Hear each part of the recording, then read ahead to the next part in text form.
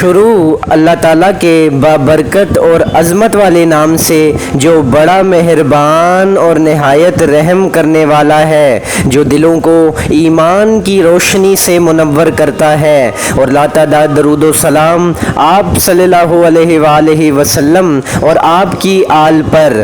Rising اسلام کے دیکھنے اور سننے والوں کو علی رضا کا سلام۔ کیسے ہیں دوستو؟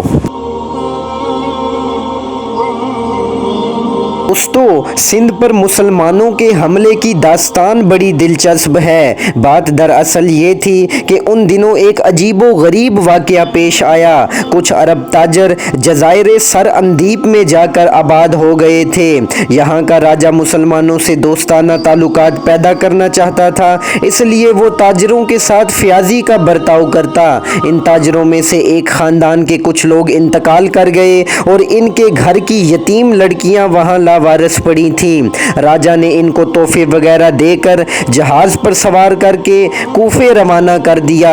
ان دنوں طوفان کے خوف سے جہاز سمندر کے کنارے چلائے جاتے۔ جب یہ جہاز سندھ پہنچا تو بحری لٹیروں نے، جو کہ راجہ دہر کے چھوڑے ہوئے آدمی تھے، اس جہاز کا سامان لوٹ لیا اور مسافر عورتوں اور بچوں کو گرفتار کر لیا۔ دوستو، جب اس واقعے کی خبر حجاج بن یوسف کو ہوئی تو وہ اپنے آپ سے باہر ہو گیا اور اس نے عہد کر لیا کہ وہ سندھ پر فوج کشی کر کے وہاں کے راجہ کو سزا دے گا۔ مشکل یہ تھی کہ اتنی بڑی لڑائی کا آغاز بغیر مرکزی حکومت کی منظوری کے ہو ہی نہیں سکتا تھا۔ اس لیے حجاج بن یوسف نے ولید بن عبد الملک سے اجازت چاہی۔ اس نے شروع میں انکار کیا کیونکہ وہ مسلمانوں کی جانوں کو خطرے میں ڈالنا ہی نہیں چاہتا تھا، مگر حجاج بن یوسف نے کچھ اس انداز میں اپنا معاملہ پیش کیا کہ خلیفہ نے اجازت دے دی۔ حجاج نے اجازت کے بعد عبداللہ سلمی کو 6000 فوج کے ساتھ روانہ کیا۔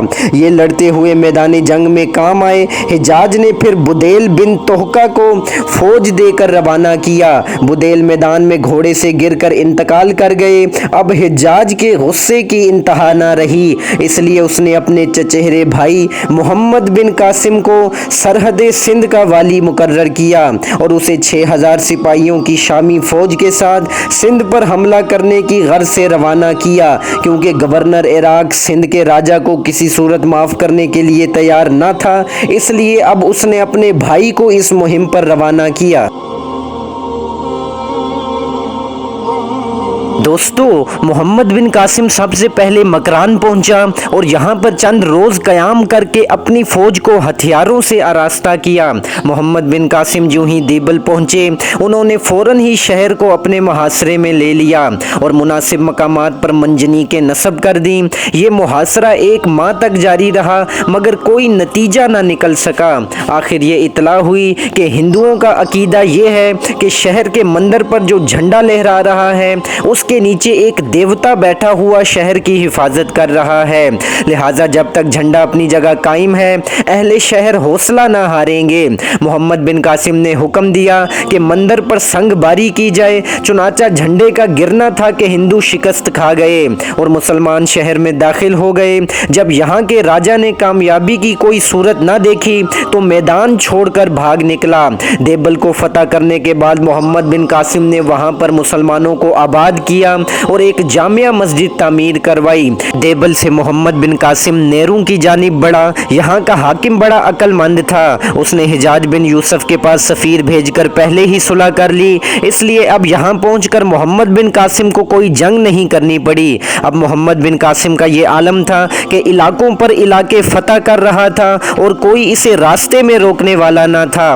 اب اس نے دریائے سندھ کی طرف پیش قدمی کی۔ راجہ دہر دیبل سے بھاگنے کے بعد دریائے سندھ کے کنارے دوسرے راجاؤں کی فوجوں کو اپنے ساتھ لیے ہوئے پہلے ہی سے محمد بن قاسم کے مقابلے کے لیے پڑا ہوا تھا۔ آخرکار دونوں فوجیں آپس میں ٹکرا گئیں، لیکن میدان محمد بن قاسم ہی کے ہاتھ رہا۔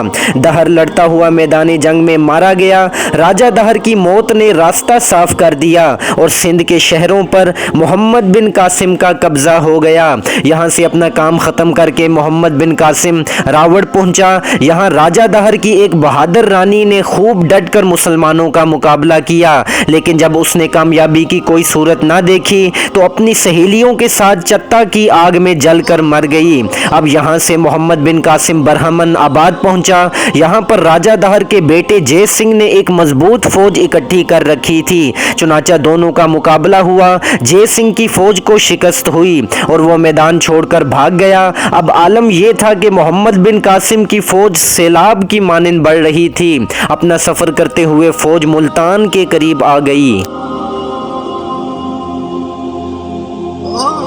تو مسلمان دریائے بیاس کو عبور کر کے ملتان آئے۔ یہاں کے راجہ نے شہر سے باہر نکل کر مسلمانوں کا بڑی بہادری سے مقابلہ کیا، مگر شکست کھائی اور پھر شہر بند ہو کر بیٹھ گیا۔ محمد بن قاسم نے حکم دیا کہ شہر کا محاصرہ کر لیا جائے۔ کئی دن تک یہ سلسلہ جاری رہا۔ آخر مسلمانوں نے وہ نہر بند کر دی جس سے اہل ملتان پانی حاصل کرتے تھے۔ اب ملتان کا راجہ مجبور ہو گیا اور اس نے مسلمانوں کے سامنے ہتھیار ڈال دیے۔ یہاں کافی مال غنیمت مسلمانوں کے ہاتھ آیا اور ساتھ ہی وہ بدلہ بھی لے لیا گیا جس کے لیے یہ فوجیں روانہ کی گئی تھیں۔ ابھی ان فتوحات کا سلسلہ جاری تھا کہ حجاج بن یوسف انتقال کر گیا اور محمد بن قاسم راوڑ پہنچا جسے وہ پہلے ہی فتح کر چکا تھا۔ اس کے بعد چھوٹے چھوٹے علاقے جو باقی رہ گئے تھے انہیں بھی فتح کر ڈالا۔ ابھی محمد بن قاسم کو آرام نصیب ہوئے کچھ ہی دن ہوئے تھے کہ ولید بن عبد الملک کی وفات کی خبر آ پہنچی اور یہ بھی معلوم ہوا کہ ان کی جگہ سلیمان بن عبد الملک خلیفہ بن گئے ہیں۔ سلیمان اور حجاج بن یوسف کے تعلقات بہت خراب تھے جن کا بدلہ محمد بن قاسم سے لیا گیا۔ نئے خلیفہ نے محمد بن قاسم کو ان کے عہدے سے معزول کر دیا اور پھر انہیں گرفتار کروا کر عراق کے نئے گورنر صالح کے پاس بھیج دیا۔ حجاج نے صالح کے بھائی کو کسی زمانے میں قتل کروایا تھا، چنانچہ صالح نے اس کا بدلہ محمد بن قاسم کے خون سے ہاتھ رنگ کر لے لیا۔ اس طرح اسلامی دنیا اپنے بہترین اور نوجوان جرنیل سے محروم ہو گئی۔ محمد بن قاسم نے سندھ کا انتظام خوب کیا، وہاں کے لوگوں کے حقوق محفوظ تھے، چنانچہ نتیجہ یہ ہوا کہ لوگ ہندو راج کے مقابلے میں مسلمانوں کی حکومت کو پسند کرنے لگے۔ وہ محمد بن قاسم کی تصویریں بناتے اور انہیں اپنے گھروں میں لگاتے۔ جب سندھ کے لوگوں کو محمد بن قاسم کی موت کا معلوم ہوا تو انہیں بڑا صدمہ ہوا اور ہر گھر میں صف ماتم بچھ گئی۔